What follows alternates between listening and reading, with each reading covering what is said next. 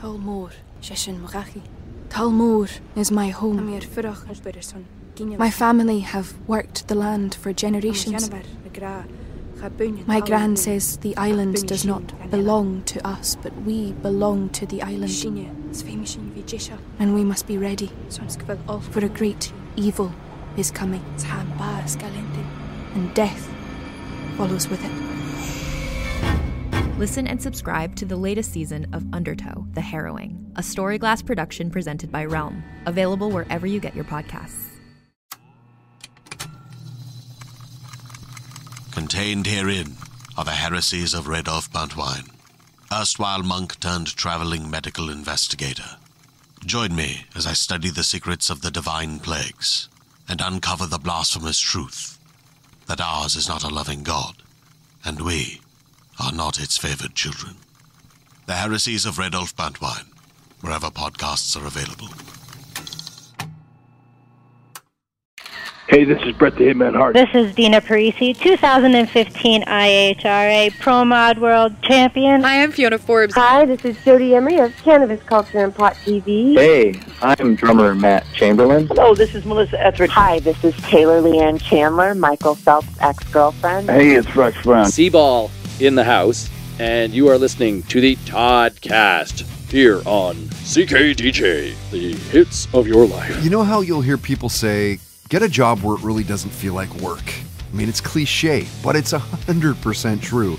It's kind of why I got into the radio broadcasting industry as a career in the mid-90s, quit a really good job in Summerland in the Okanagan making fiberglass kayaks, took the BCIT radio broadcasting course, have been in the industry ever since in one form or another. And it's not just the job that makes it not feel like work, but it's the people that you work with as well. And I got to admit, I've been, pretty lucky over the years, especially since getting into the industry. Did mornings at CFox in Vancouver with their current morning show host, Jeff O'Neill. Karen Kay, who's also part of that morning show, she and I did the Fox afternoon show together for close to 7-8 years. Then I got shown the corporate radio door for, quote, making too much money, or so they said, but I didn't. Waited the 10 months of severance, then started up this podcast. And of course, now I'm working with nobody helping me for the first year and a half, maybe even the first couple of years. And then BCIT reaches out, wanted to know if I'd be into coming in to mentor students and mark some assignments and, help run the campus FM radio station, 107.9 here in Vancouver, where I work with a guy named Brian Weibe, who is a beauty to work with. He gets the game. He's positive of the future of radio. He was a program director, a producer, on-air host in industry, so he's kind of been there, done that. And we just get along. Truly blessed with the people who have been around me throughout my career. Well, as it turns out, Brian, like me, has a few irons in the fire at all times. He is the owner and editor of the BCHL network and the GM of the Port Moody Panthers. It's probably long overdue that Brian is a guest of this podcast. So we'll fix that this week. Joining Brian Weibe, speaking of the radio industry, she's part of the syndicated Casey Clark Show. MJ jumped on a Zoom with us maybe about a week back now. You'll hear parts of that conversation this week. First, our first guest of 3 is this week's musical guest, multiple Juno award-winning producer Brian Howes. Brought to you by Pineapple Sound, a recording and mixing studio in Langley, good buddies. They've been around since 2013. They welcome podcasts, voiceover actors, and pretty much anything you can do in a recording studio. Check them out through pineapplesound.com. You know how you've known someone for so long, but it's kind of tricky to nail down just how far back you guys go? I was racking my brain on when Brian Howes and I first met. And I was thinking, it's during their time with Closure. Remember those guys? Look out below, I'm letting go. Well, Brian reminded me that it's more like probably the late 90s when he was in a band called DDT. You'll hear us talk about that in the full conversation. We talked for, I think it was just over a half hour. You can hear it now. You can see it at our iTunes, Spotify, SoundCloud, YouTube accounts. They're all at Toddcast Podcast. So Brian and I go back a ways, at least a couple of decades. And of course, man, super proud of everything that he's accomplished. It's pretty awe-inspiring. Like not one, but 2 Juno wins. Well, it was the first one. So I got lucky. I've won two of them, and the coolest thing was I was up against both times Bob Rock and I think it was it was Bob Rock and David Foster, and I was like, and I remember in 2007, the first one I won, I was like, no, I don't have a chance, man. I'm just some fucking kid. I just did Hinder and Headley and stuff like that, and I'm just happy to be here drinking free booze. I always think like a broke musician, like I've been most of my life. Does it come with 2 drink tickets? Dude, that's exactly how my brain's working. So I'm sitting there, and my wife Leanne and I are just having cocktails, and I'm enjoying myself, enjoying the moment. Just fun to be nominated. And then they announced that I won, and I was like nearly fell over, and I was way too tanked. Wow. So that's kind of how I found out. And so you don't find out until like the night of. I thought they would have told you prior. Nope. Both times. I won one in Ottawa too. It was my second producer of the year, and I had no idea. And I definitely didn't guess the second one. I was like, oh. I don't think I'm, both times I had no idea. Wow. It's not like I produced like Radiohead or something, it was bands that do kind of commercially very well, but they're not very credible. So I was like, there's no chance I'm winning. I don't know. Don't ask me why I thought that they'd tell the winners before the event. I guess I was on glue that night. Anyway, Brian's a good dude. We talked about so many things, how he's reluctantly binge watching Queen's Gambit, which is a great show. He's excited for the Sopranos sequel. Who isn't? He talked about the differences in a COVID world, trying to record and produce music. Very interesting for the music nerds, the recording nerds who listen to this podcast, and the story of how he came to produce American Idol contestants and winners. I kind of got my foot in there. I think Pete Gambard was always a fan of my bands and was always interested in signing me. Never did, but always poked around. And I think he and Hinder had just come out and was starting to do good. So he was like, hey, I think Brian might be perfect to write with Chris. So I was the first one that Chris wrote with. And we wrote What I Want, which was with the rock song off his first record that Slash played on, which was really cool. We literally wrote that in half an hour in a hotel room. And but that record, geez, 8 million copies worldwide. Isn't that crazy? Biggest debut rock solo record ever. But he was such a good singer. And then I think from there I did the next one, and then David Cook. And then they would always call me the Idol Whisperer, because whenever the idols would come off Idol, because before most of the guys were never in bands. They used to work in paint stores and stuff. And then 6 months they were famous. And so they would come off there wanting to be super arty. And it was like, I want to make a Fugazi meets Radiohead album. And then I was the Idol Whisperer, like, yeah, that's cool, dude. But we gotta make the soccer moms happy. That kind of put you on the map here. So I was the let's make the soccer moms happy, but still keep the artiness for you. So I was pretty good at kind of bridging that gap and making the label happy and the artist. So it was a lot of fun back in the heyday when they really used to push those guys. You really should try to check out this full interview. There's just so much stuff that we covered in that half hour. Brian talked about how he was asked to try out for the U.S. ball hockey national team before COVID, how Nickelback opened up for his band DDT. And of course, Brian has produced one of Nickelback's albums now. He talked about having unreleased Chris Cornell and Linkin Park songs in his vault. And Brian shared a Las Vegas gambling story too. Oh yeah, believe me, actually Chad and Joey got me into poker. Yeah. Yeah, we used to have crazy games out there, and Chad's awesome to play against because he just doesn't care and he gets bored. Yeah. He's good. He turned me on. Him and Joey. We were out gambling, and I can't remember. It was one of I think of the Richmond Casino. Yeah. And they were like, no, you need to do this style of betting for roulette. Oh, I know they have a system. Yeah, you need to wait for it to go 4 or 5 times, red or black, odd or even. Yeah. And then bet against the system until you win. Sometimes you had to double down to fucking $900 or whatever to win 20 or 40, right? Like, yeah, scary shit, man. I know. Those guys are crazy. I remember being in Vegas with those guys, and I remember once they won a bunch of money, like Joey and Chad. Like I'm not much of a gambler. I like to play poker where I have a little bit of say in the outcome. Yeah. But they won a bunch of money, and I remember we got followed by some dudes that were going to roll us.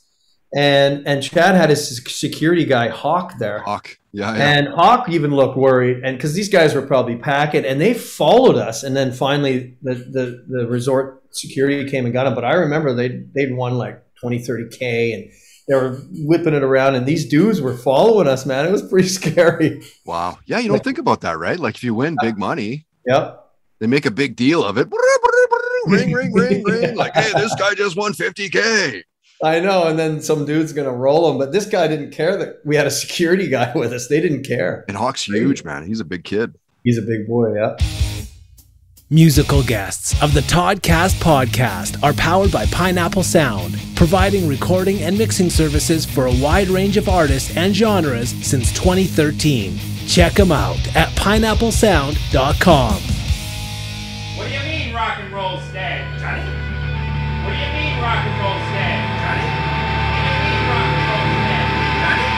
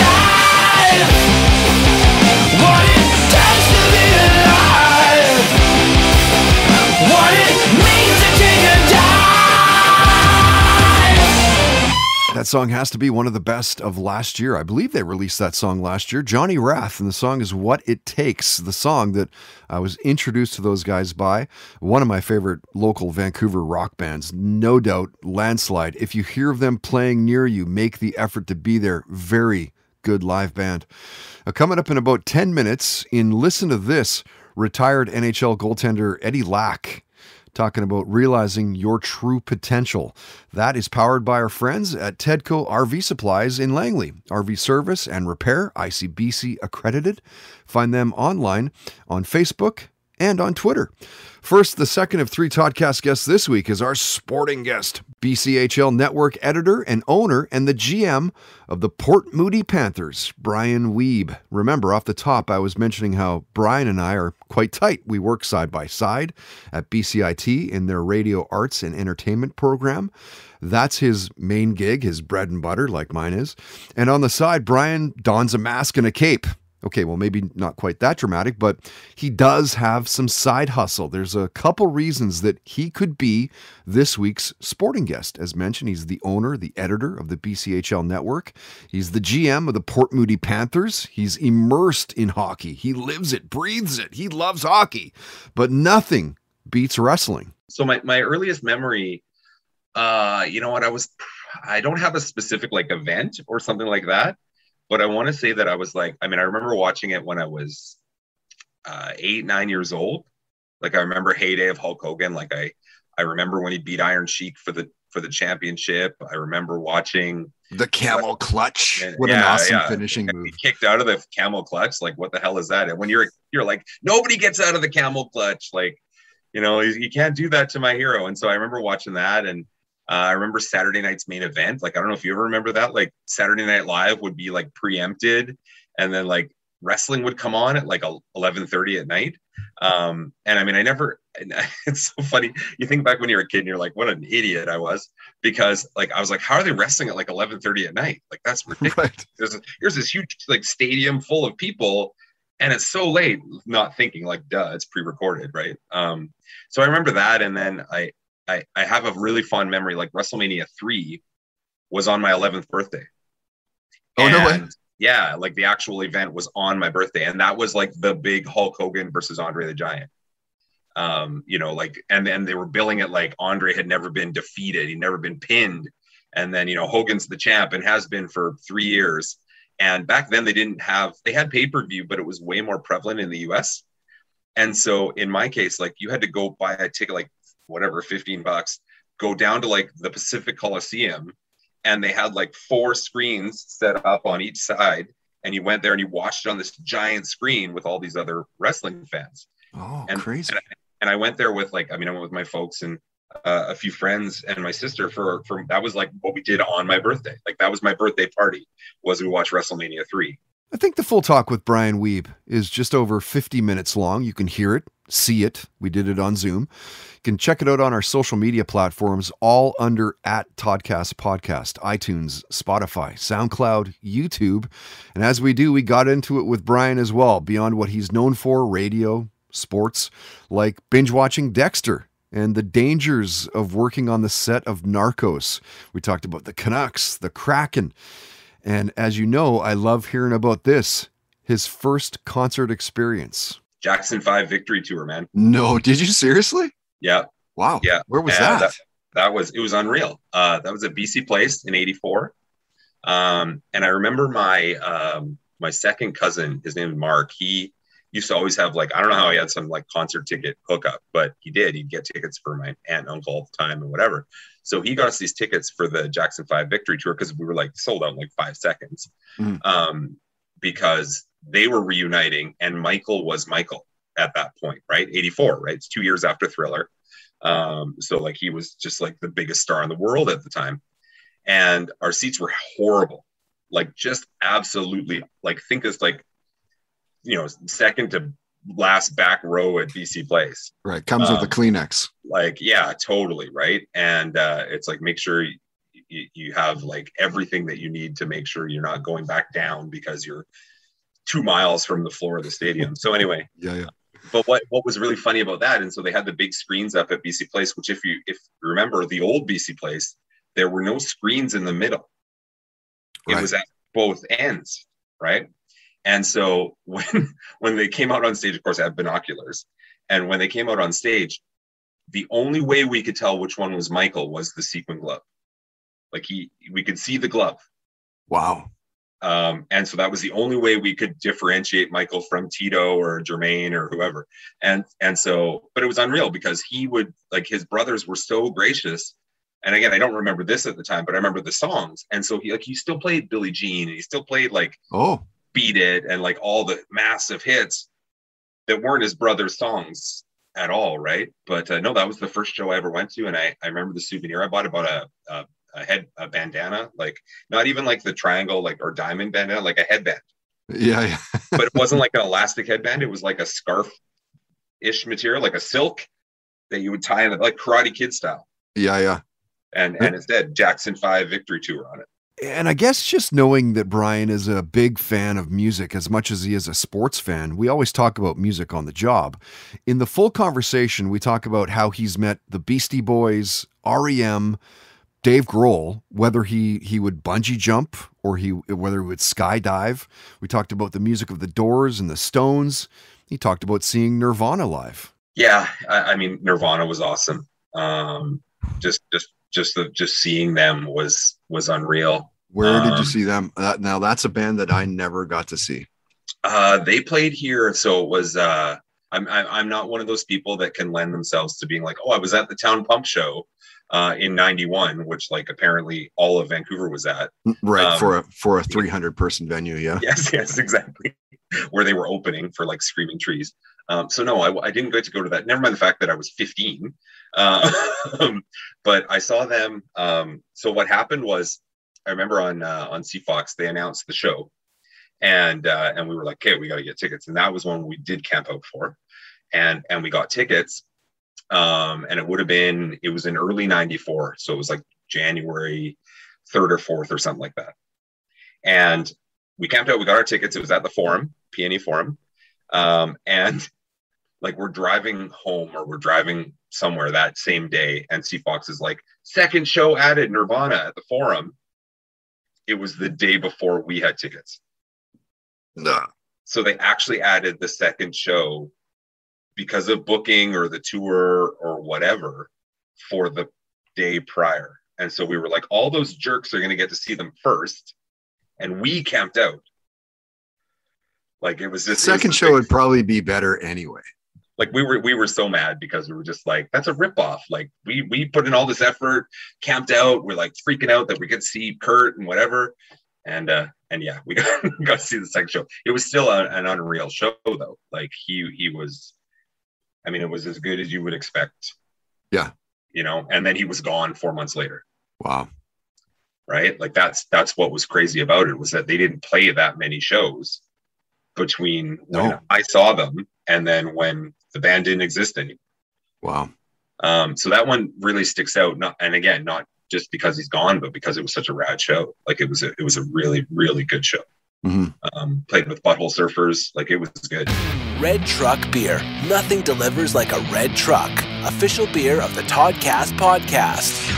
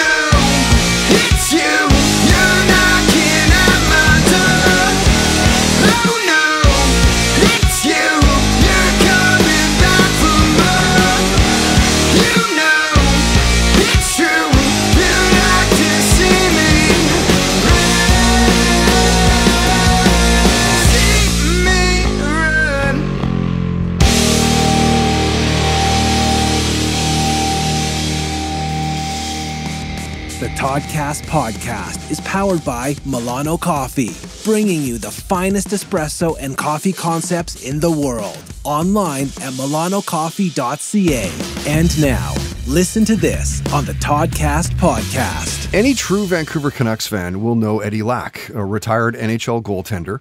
The interesting thing is he didn't get drafted in 2009, signed with the team in 2010, and you may remember that he went on to play with the Moose for a little bit, played with the Canucks in 2013, 2014, backing up Roberto Luongo. They're still really good buddies to this day, as you'll hear in the full interview. Eddie played on a few other NHL teams as well, the Hurricanes, the Flames, the Devils as well. Now he's living in Scottsdale, Arizona, and is a realtor and crushing it.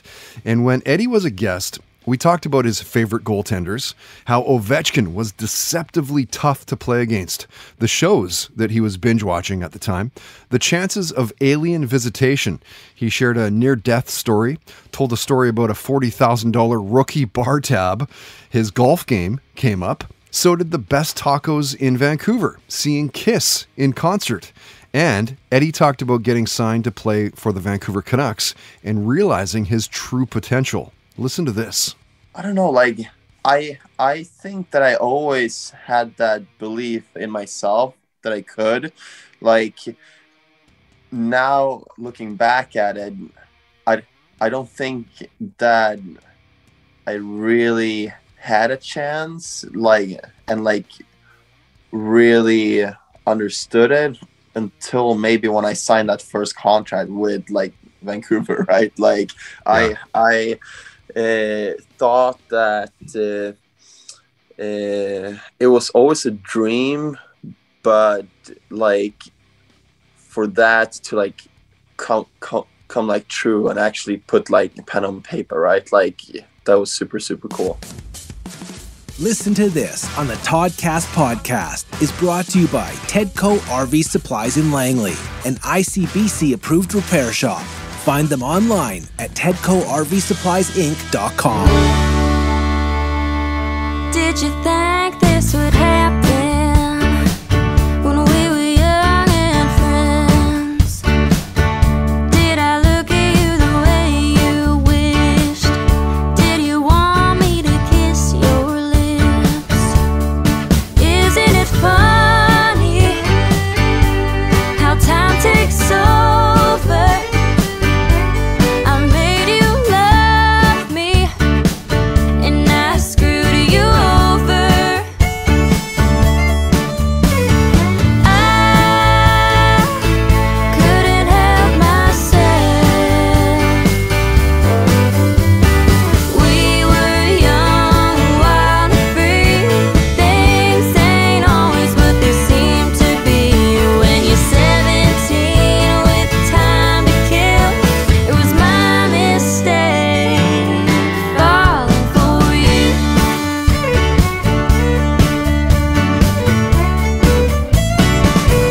Made you feel as if it was your fault.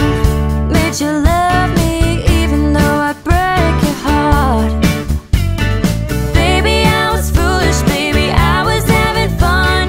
Baby, I took it too far.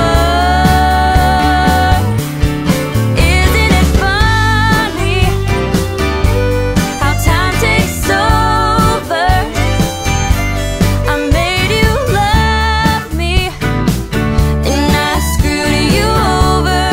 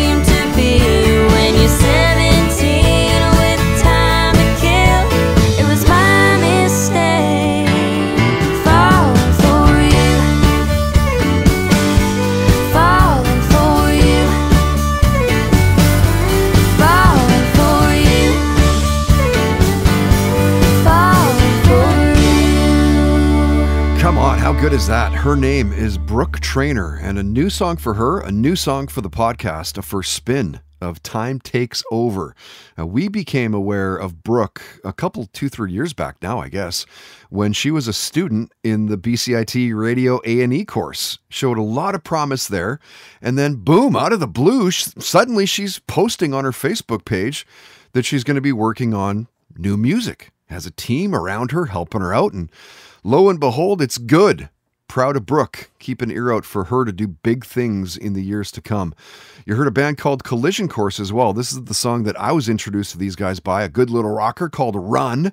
And you're only a few days away from being able to see these guys on this Friday, October 15th at the Rickshaw Theater. Sleep Circle with Redwoods, Stickman, Damsel, and Collision Course. That's a great show. In fact, the Rickshaw actually has some great shows lined up in the coming weeks. October 22nd, which is, 10 days away? Is that right? Yeah, 10 days away. We Hunt Buffalo. November 5th, which is my kid's birthday. This might be tricky to get to, but I want to. Dead Quiet on Friday, November 5th. If you're going to a show or you're playing a show, add it to the indie scene at toddhancock.ca. Let us know about it. We'll gladly slap it up for you. The indie scene is brought to you by Mystic Rhythms Rehearsal Studios. 40 plus years experience in the music industry. They're back at it, jamming and kicking some ass. You got to love that. Find out more through mysticrhythms.ca. Okay, our final guest of episode 256 is part of the syndicated Casey Clark radio show. Morning host MJ, this week's entertainment guest. It's brought to you by Sacred Meds, the best craft cannabis and psilocybin dispensary in Canada. Beyond that, hash, shatter, bath bombs, oils, teas, you name it, they've pretty much got it. Use code TODCAST for 10% off your order. We're the most used code for 4 months running.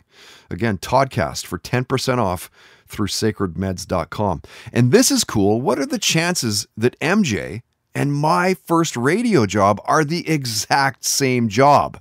Because for real. You know, radio is such a hustle that you're always planning your next move. And so from school, like I knew I had to go to a small town. So I did Smithers for my first job.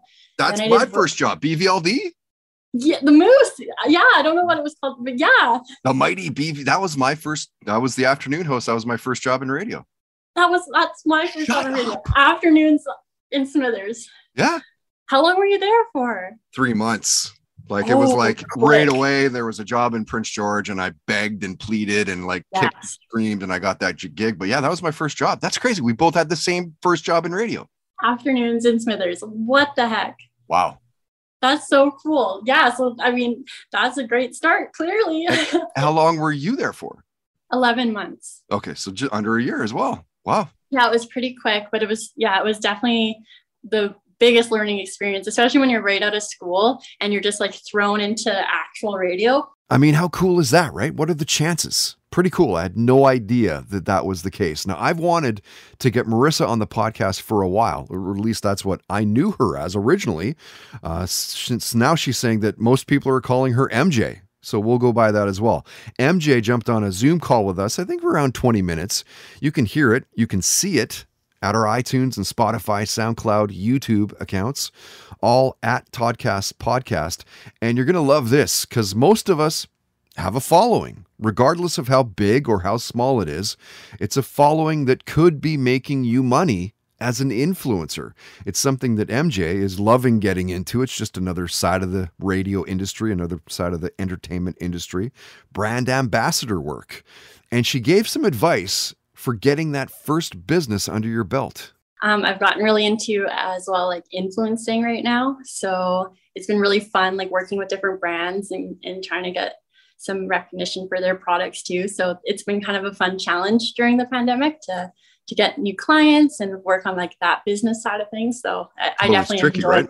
So what kind of advice would you give for that? I mean, that's something that I've been doing since getting out of radio, and it's been just fucking tough. Like it's been hard, right? So give some advice on that for people like to maybe get a sponsor or something like that. Absolutely. Yeah.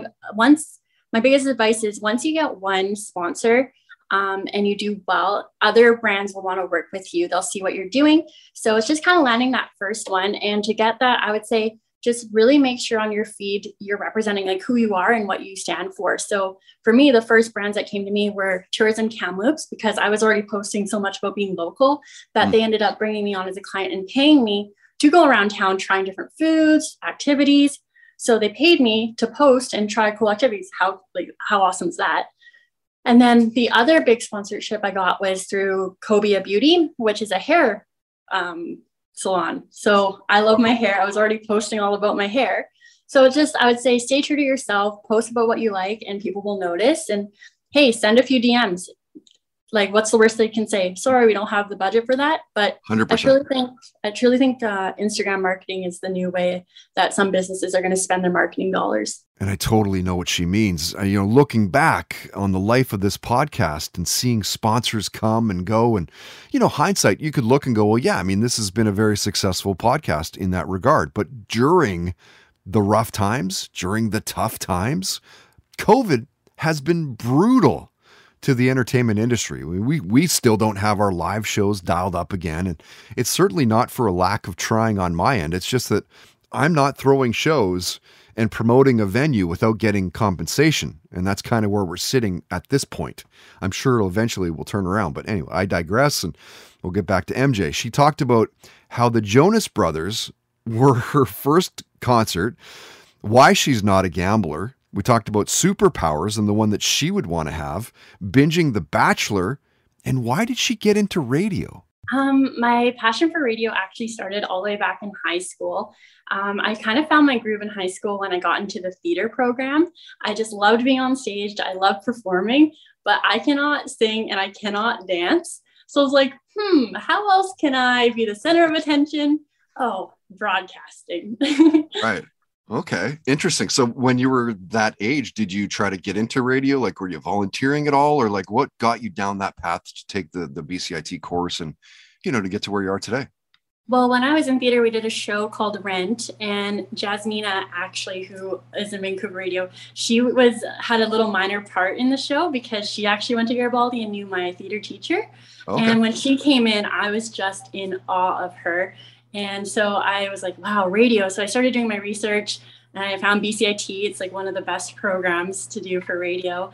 And so right out of high school, I applied for the part-time courses. So I did 9 part-time courses because my parents wanted to make sure that I really wanted to do radio because I was still quite shy. And then after the part-time courses, I fell in love and I applied for full-time and got in right away. So I was pretty lucky. That's crazy. So you're shy. And what gets you over the hump to be a radio personality? Because I mean, that takes some guts. It does. And it's weird because I still am quite shy and introverted. So people often ask me, they're like, how do you do what you do? But my safe place and my comfort place is on the radio. I don't know why. I will tell the world everything when the mic is on. I have no filter. I am not shy at all. I don't know. That just seems like my happy, safe place. Yeah. So I don't know why that is. I feel like it's an outlet or something. And having traveled the path that MJ is currently on, you got to imagine that being a radio DJ, a radio personality, that music has always played an important role in her life. So we got to talking about the music that was in her house as a kid growing up. Yeah. So my dad is a huge rock fan. In our house, actually, he has the whole wall of Beatles vinyl all on display. So he's a huge Beatles fan. So I grew up on a lot of that stuff. And then my own personal taste started coming through when I was in probably that 13-year-old stage. And I've always been a diehard hip hop fan. I just love rap. So that's kind of where I found my passion for music. And then as I got into my 20s, I was commuting a lot for work. And this is really random, but I was getting so sick of my own music that I was like, oh, I'm going to listen to something completely different, country. And I just fell in love with country. And then I listened to that nonstop. So I have a passion for music for all different types, for sure.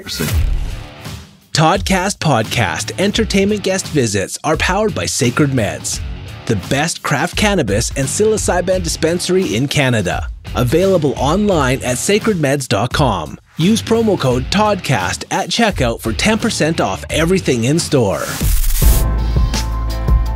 She said, trust is earned. And I say, I don't belong.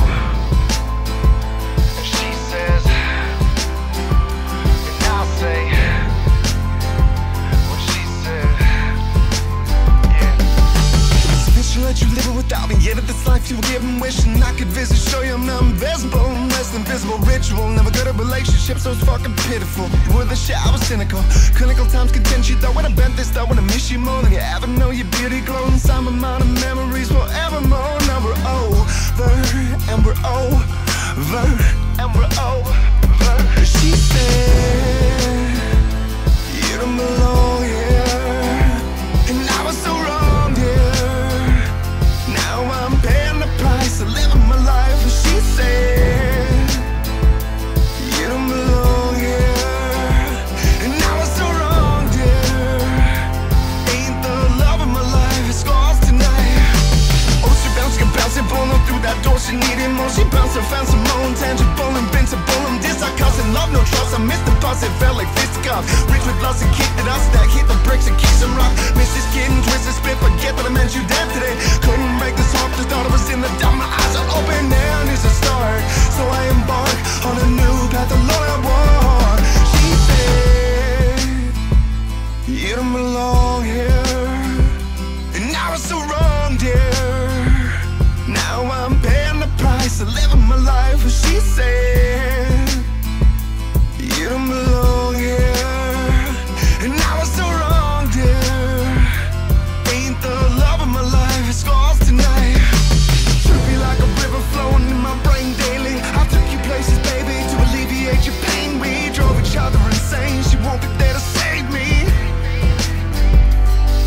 So I'm lying here sweating. I feel like a weapon in any half-stepping. I'm popping off and don't mention any past discretions. Erase the slate clean. Me, my director's chair, calling next scene. We had a few takes for breakups, to makeups, to go back to breakups. Now it's time I finally wake up and raise the stakes up. But a piece of my heart is worn upon my sleeve. You're free to restart what you think you want me. Just know that I loved you. I give you everything, even if it ain't enough. I got this opportunity to make it right and be your own. She said, you don't belong here, and I was so wrong, dear. Now I'm paying the price of living my life. And she said, you don't belong here, and I was so wrong, dear. Ain't the love of my life, it's lost tonight. I don't belong, and I don't belong.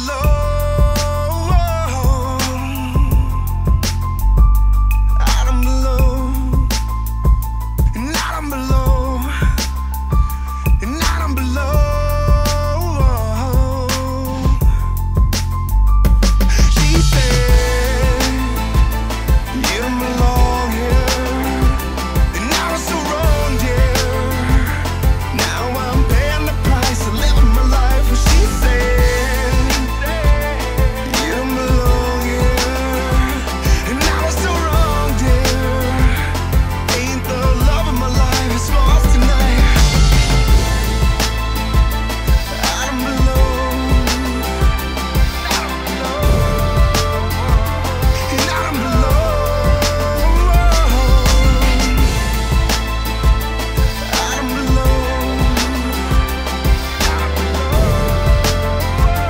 She said, Very, very nice. That is a new track for Surrey, BC-based hip-hop artist Dissicus, and it's called Don't Belong. I've been buddies with him for probably 15, 20 years anyway. Back in the day, he used to do local shows here in Vancouver. Hasn't been around for a bit, but it's nice to see him back. I'm sure you'll probably see him doing some shows sooner than later. Check him out. Check out all of his music at soundcloud.com/Dissicus. That's Dissikuss, Dissicus. Looking forward to next week. It's all about superpowers. Which power would you want to have? You'll hear from 12 guests. Now, they're not on next week's podcast, but check out what former Dead Daisies and Motley Crue singer John Corabi said about superpowers. I don't know, man. Like, it's weird. I was kind of a comic book guy when I was a kid, and I still, like, to this day, my wife just rolls her eyes. I'm like, oh, dude, the new Deadpool's coming out, or Iron Man, or I love all that stuff. I would have to say I think when I was a kid, I think my favorite was Thor. My favorite was Thor and Iron Man when I was younger. If I did have a superpower, I think I would want to be invisible so I could sneak into, like cheerleaders' restrooms and dressing rooms and stuff. I know it's kind of creepy. My ankle bracelet is blinking now as I speak, but whatever. Deal with it. I love it. The fly on the wall. That's just great. a fly on the wall, my friend. That's great. That's what it's all about next week, superpowers. And as a comic book geek since like 10 years old, coming up on 40 years, this is a good podcast. Of course, want to give a big thanks to this week's guests as well. Juno award-winning producer Brian Howes. Great to catch up and finally face-to-face. And dude, I'm taking you up on coming over and hanging out with the fam. Look forward to that. BCHL Network editor and the GM of the Port Moody Panthers, my partner in crime, my Yoda, Brian Weibe. Dude, always great to talk. Thank you for taking some time out of your day to join us. And from the Casey Clark Radio Show, the syndicated Casey Clark Radio Show, MJ, awesome. Loving seeing you kicking so much ass in the industry. Congrats. Keep it up and keep in touch. And thank you again for joining the program. That's going to do it for this one, episode 256. My name is Todd Hancock. Thank you so much for listening. If you like what you heard, please tell your friends, subscribe, hit that subscribe button, iTunes, Spotify, SoundCloud, YouTube. We're also part of the Dean Blundell Network out of Toronto. Check out Dean at deanblundell.com. Comment and rate the podcast as well. It helps out with search results. Toddcast podcast again. Huge thanks to all of our excellent sponsors. You can find all links to all sponsor websites at toddhancock.ca. If you'd like to sponsor the podcast, you can for as little as $10 a day. It's cheap. It's inexpensive. Cheap's not the word you're supposed to use. It's inexpensive. There's contact info at the homepage. If you help us find a sponsor, we will give you a commission based on that ad buy. So keep that in mind. Till next week, don't be an asshole. Nobody wants to be around that.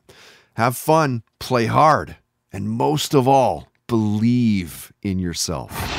The Toddcast Podcast. Keep in touch with Todd through Facebook, Twitter, and Instagram, and bookmark toddhancock.ca.